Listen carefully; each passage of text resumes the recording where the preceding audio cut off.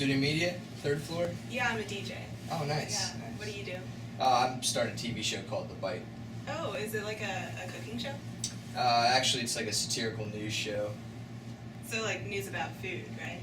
No, it doesn't have anything to do with cooking.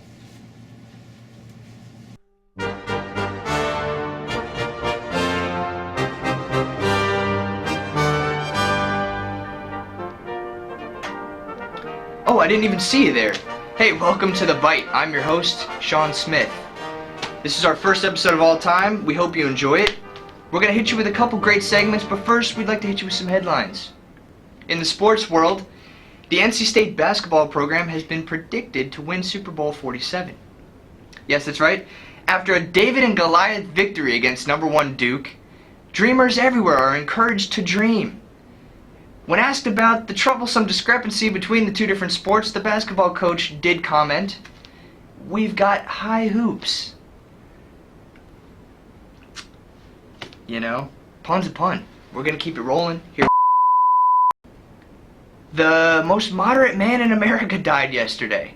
Believe it or not, Clive Warren was found in the very middle of his bed, alone, breathing and with a pulse, but his eyes were closed for sure. That's right. Next to his podium, I don't know why he'd have a podium, but I think he had like a nightstand, and on that he had a letter that said, "I feel really lonely." Well, we can only speculate as to why, but recent research into this suggests that it's because, as a moderate in today's culture, he was actually an extremist. According to a recent Pew Research poll, the spectrum of politics has in fact changed, with moderates at one end and left and right extremists at the other. Of course, contradictory to its nature, Clive Warren had become an extremist.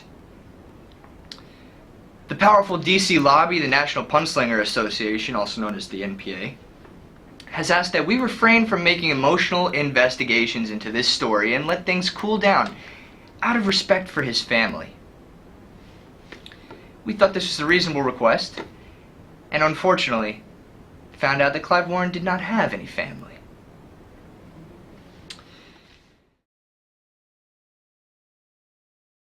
So what we're going to do here is jump into our first segment. It is for all you hungry college students out there who are looking to dine on a budget. We've got a classic clip we'd like to show you how you could dine in style.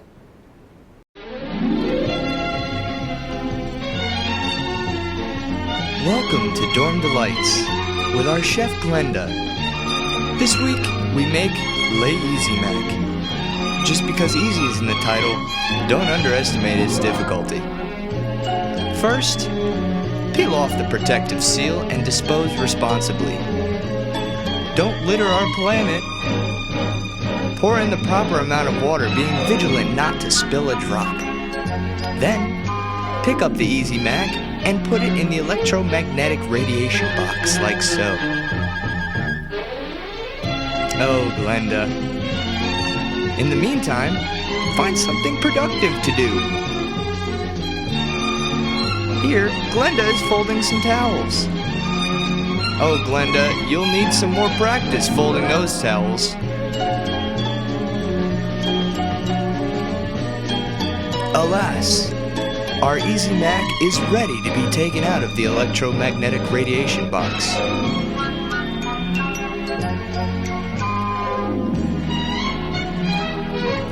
Grab the fake cheese powder and shake it so it comes to one side. Pour into the cup and make sure to get as much of it as you can in the cup. Give it a kind stir and take yourself a taste.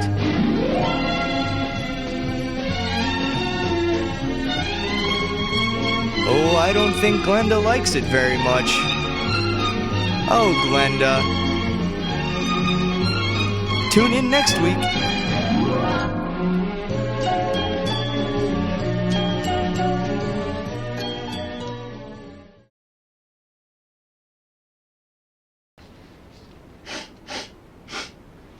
Do you smell what I smell?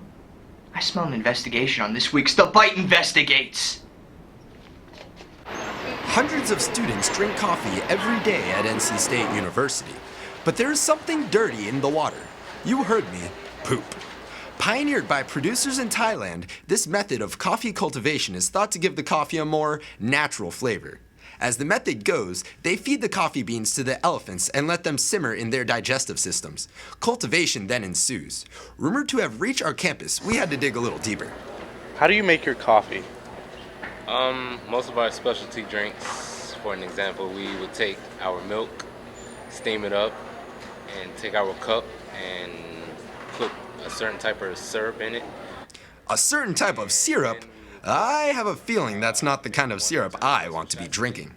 Say no more, Mr. Howard Schultz. Next thing you know, you'll probably tell us you don't even know where this stuff comes from. A classic evasive strategy. I see a political career in your future. Where does your coffee come from? I do not know. Of course you don't, or is that just what they told you to say? After interviewing the coffee distributors on campus, we decided to sniff out the real source of this coffee, to hear about its origins from a true agricultural expert.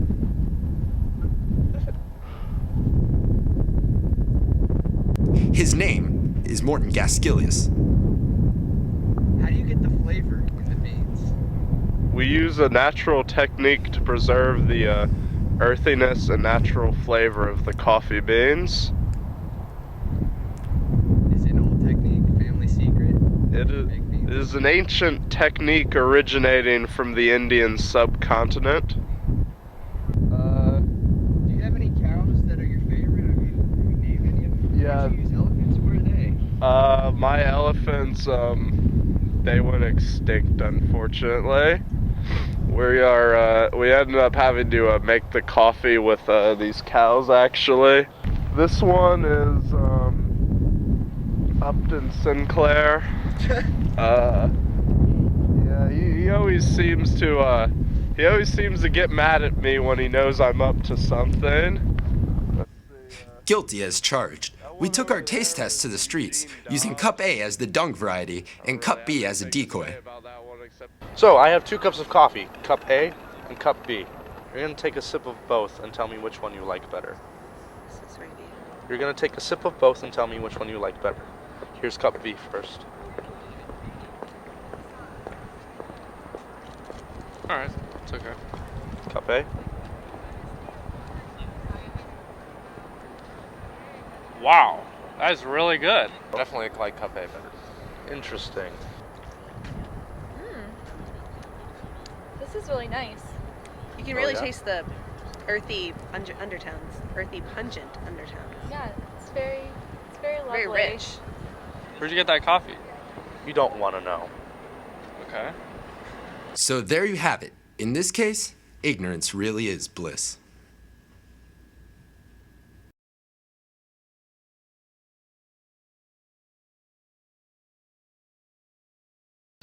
Hey everybody, that's our show. Thanks for tuning in to The Bite this week. This was our first episode of all time. We're hoping it only gets better, only gets funnier, only gets tastier for your taste buds. We'd like to leave you with our NC State Person of the Week, who's actually an emerging hero on the sports scene. His name is simply Braveheart. See you next time on The Bite. Brothers and sisters of this great university, we have accepted mediocrity for 20 plus years as the red-headed stepchild of Duke and Carolina. Today that ends.